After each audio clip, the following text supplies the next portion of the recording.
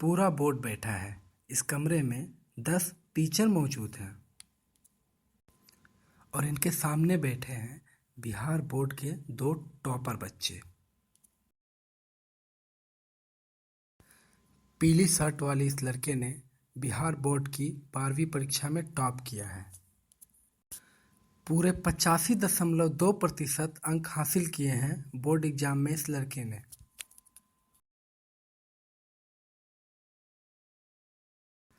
अब जरा दूसरी तस्वीर देखिए। बोर्ड के सामने बैठी यह लड़की बिहार टॉपर है और इसे कुल 80.2% अंक मिले हैं और पूरे राज्य में यह तीसरे नंबर पर है। फिर भी इन बच्चों का दोबारा इंटरव्यू हो रहा है। बड़े बड़े प्रोफेसर्स इनकी परीक्षा ले रहे हैं। आप सोच रहे होंगे कि टॉपर्स के साथ ऐसा क्यों हो रहा है, तो जान लीजिए इनके जो नंबर्स आए हैं वो शक के दायरे में हैं। ऐसे कई स्टूडेंट सामने आ चुके हैं जिन्होंने बिहार बोर्ड तो टॉप कर लिया, लेकिन उन्हें ऐसे सवालों के जवाब नहीं पता जो उन्हें पता होने चाहिए थे। जब मामला सुर्खियों में आया तो बिहार बोर्ड परीक्षा समिति हरकत में आई और बुला लिया आर्ट्स और साइंस के 14 टॉपर्स को दोबारा इंटरव्यू के लिए।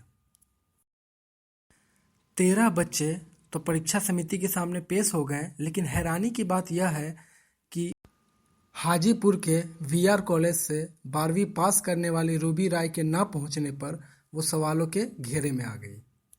लेकिन जब रूबी राय की गैर मौजूदगी पर वीआर कॉलेज के डायरेक्टर से सवाल किया गया तो देखिए उन्होंने क्या जवाब दिया। रूबी कहाँ है? क्या आज वो उपस्थित नहीं हुई है? ये माना जाए कि उन्होंने मान लिया है। उनके अभिभावक ने लिखित आवेदन दे दिया है, बोर्ड को सूचित कर दिया है। वो मेंटली डिस्टर्ब है, डिप्रेस्ड हो गई है, उनका ट्रीटमेंट कहीं बाहर चल रहा है।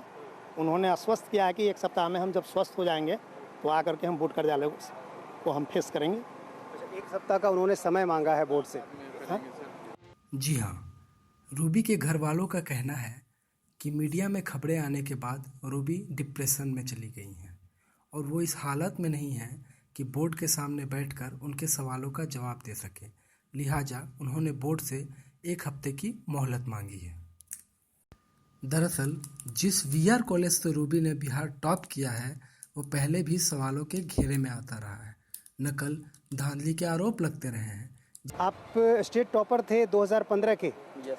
कितना मार्क्स आया था आपको? 429 मार्क्स आउट ऑफ 500। पिछले साल की परीक्षा? Yes sir. आर्ट्स में? आर्ट्स में नहीं, साइंस में सर। साइंस में। और फिर क्या हुआ? आपका नंबर क्या कम कर दिया गया या किसी और को आपसे ज़्यादा दे दिया गया? हमको किसी और को हमसे ज़्यादा दे दिया गया। 10 दिन बाद पता चला कि 438 मार्क्स विशाल कुमार को आ रहा है स्क्रूटनी के बाद। इस लड़के ने 2015 में बिहार बोर्ड साइंस स्ट्रीम में टॉप किया था, लेकिन रिजल्ट आने के 10 दिन बाद ही बिहार बोर्ड ने वीआर कॉलेज के लड़के को टॉपर बना दिया था।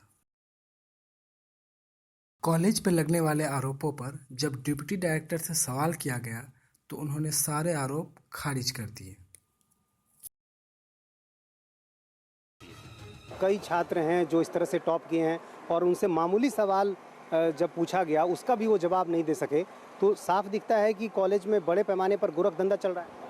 ये अब इस बार तो परीक्षा पूरे बिहार में सुर्खियों में है। इतनी टाइट परीक्षा, उस सेंटर पर बेहतर परीक्षा हुआ जिसमें डीएम की निगरानी में, एसपी की निगरानी में परीक्षा हुआ और पूरे व्यवस्था चुस्त दुरुस्त था। कहीं से कोई चीटिंग का कोई सवाल नहीं। बहरहाल अब आपको 12वीं में टॉप करने वाली बिहार की कुछ और लड़कियों का हाल दिखाते हैं।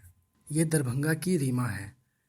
टॉप 10 में इनका नाम है, लेकिन जिस सब्जेक्ट की पढ़ाई की इनको उसकी साइकोलॉजी का क्या स्पेलिंग होता है?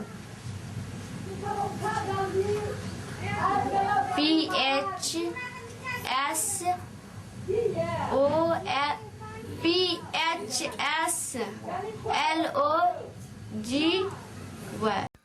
कुछ ऐसा ही हाल सुपौल की सामवी कुमारी का है। ये भी टॉपर है, आईएएस बनना चाहती हैं, लेकिन इन्हें छोटे छोटे सवालों के जवाब तक नहीं पता है। ये क्या होता है? मनोविज्ञान। मनोविज्ञान किसे कहते हैं?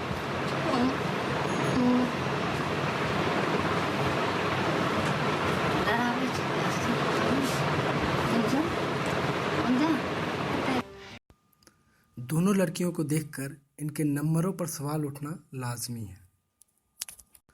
और यही वजह है कि 14 टॉपर्स का दोबारा इंटरव्यू लिया गया। इस घटना से बिहार की शिक्षा व्यवस्था पर फिर से सवाल खड़े हो रहे हैं। अगर ऐसा ही हाल बना रहा तो बिहार के छात्रों को अच्छे कॉलेजों में एडमिशन लेने में काफ़ी दिक्कतों का सामना करना पड़ सकता है। ये कहना गलत नहीं होगा कि बिहार में बहार है और यहाँ की शिक्षा बीमार है।